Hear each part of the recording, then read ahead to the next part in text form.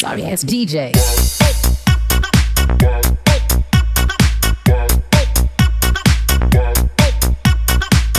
Hey everybody, how you doing out there? And welcome back to my continuation of ranking the big three. I am on the part 4's right now. So unlike my previous video of part 3, in case you didn't see them, I really liked all three of the part 3s. This is definitely one that I'm a little bit more disappointed, I would say, at least with 2 of these, where my number 1 I really do enjoy here. I would definitely be kind of curious how you would rank these 3 movies here. Give me a comment down below if you would like to, and we shall actually discuss it there. So let's get ourselves started. My number 3, the one that I'm very disappointed with, is got to be Friday the 13th Part 4, the final chapter. Now, I know tons and tons of people really love this movie, and I swear that I think I'm like the only one. Maybe there's 1 or 2 other people out there that would agree with me about this here. But what I really do enjoy about this movie is you got Corey Feldman, who plays Tommy Jarvis. He's great. He's always been a great kid actor.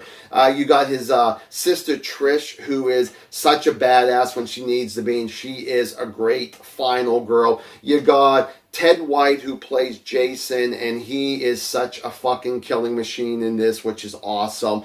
The deaths are really good in this here. I mean, there's some that's disappointing, but there's a lot of pretty good ones, and there's even a couple surprise ones in this here too. Definitely the gore, they definitely ramp that up. But on the flip side, any other character, including Tommy and Trish's mother, I'm not really a big fan of. When it comes to the mom, she's just boring and she's dull. When it comes to the young teenagers who actually are running the cabin across from Trish's, I don't really give a complete fuck about any of them there. You got Ted, picking on Crispin Glover, calling him a dead fuck for most of the movie, and I'm just like, what the hell? I don't know if you guys are friends or best friends, but I'm sorry, you're just being nothing but a fucking jerk. I know that's your character, but I just cannot stand you here.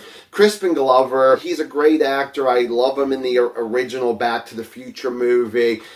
In this movie, I just can't stand him either. He's just too much of a whiny bitch. And his dance that a lot of people love, I cannot stand his dance one bit. Everybody else is total assholes to each other, and it's just like they're not interesting. They're nobody I really want to root for them.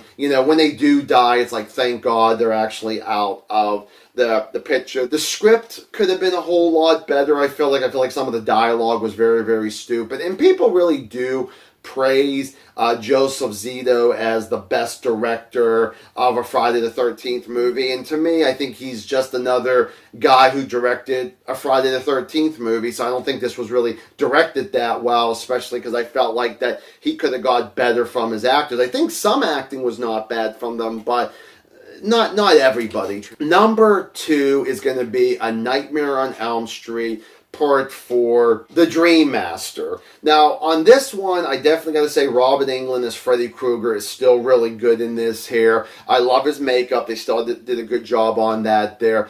He's definitely a lot more funnier than scary in this one, and this is other than Part 3 having that mixture. This is where we start getting into the more comedic Freddy for at least, the next 2-3 movies after this one here before we get serious again with him.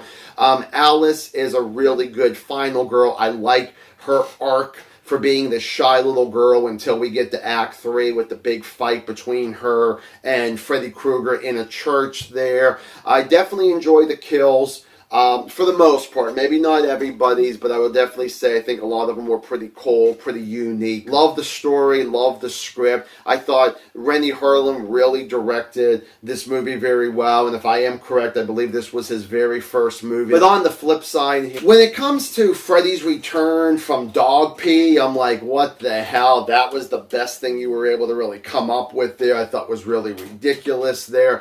When you got Rick's death, where he's fighting Invisible Freddy, I thought that was really stupid. I mean, I like Rick as an actor. I think he was a great brother to Alice, but it just felt like that was just I don't know. I wish they would have came up with something better on that there. Same thing with Freddy's death. I wish his death was a lot better. He sees his own shadow in the mirror there, and all the souls coming out of his body, and it just like the execution just looked really, really stupid. A little baby hand going into Freddy's mouth and ripping, the bottom of his mouth there, and the souls are all going. I just thought, oh, that's just so really silly. But you also even got that it was definitely a very short fight between Alice and Freddy. Oh, and one other thing I forgot to mention with Alice in the likes there is that whenever her friends die and her brother, that she actually gets their soul, and she starts acting like them. Like one likes to smoke, one really, is such a, crammer when it comes to like studying and all that kind of stuff. Almost like she starts becoming not a genius, just a really smart person there. Her brother knew karate, so she starts learning that kind of stuff. So I did not want to forget to mention that there. But I got two more things I got to mention. First thing is, I think that Tuesday Night, who replaces Patricia Arquette, I think she does as good, if not even better than Patricia Arquette. I don't know if that's a bold statement or not. And then when it comes to the Dream Warriors, about that they pretty much get taken out so quickly. I mean, the two guys, and then a little bit later Tuesday Night, and I thought that fucking sucks. But my number one is going to be Halloween 4, The Return of Michael Myers. I think that this was such a great movie. I enjoy when you got this doctor and nurse that come in to pick up Michael Myers, and whenever Michael Myers gets to his first death, I really did enjoy that there. Michael Myers himself is such a smart villain in this here, when he's actually taken out the electric company, takes out the police force before he was going to go after his niece Jamie there.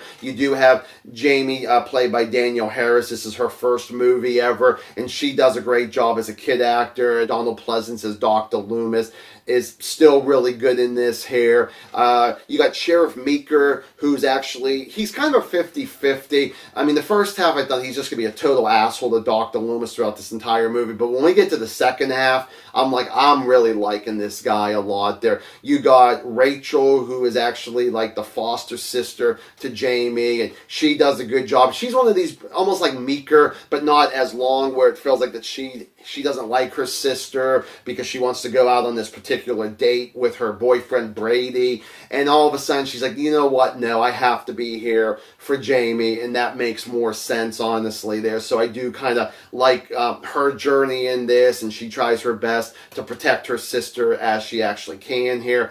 I do enjoy the kills in there. I like the story, love the script. I definitely thought this was directed very, very well. The last, couple minutes to this movie is just, out of left field, but in a good way here. But on the flip side here, I definitely don't like Dr. Loomis's makeup. It definitely doesn't look like that half his face was burned because of what happened at the end of part 2 there. Michael Myers with the mask being pink, and that one scene, he had blonde hair, which just seemed very, very ridiculous. And I know some people defend that, that's fine, but I just don't think that anybody's ever going to convince me enough to say, oh yeah, I'm with you on that there. And then the other thing has got to be when it comes to Brady, I think that he could do a good job of being a nice guy and being an asshole, trying to do both. I just don't think it really works out. I feel like be a nice guy, be a total asshole, just pick a lane of what you want to do. But trying to do both, it just feels like it kind of takes me a little bit out of the movie there. Well, there you folks go. There is my ranking of the big 3 part 4s. Hopefully you enjoyed this here. And I will see you guys with part 5 whenever I can. Have yourselves a good one. Bye.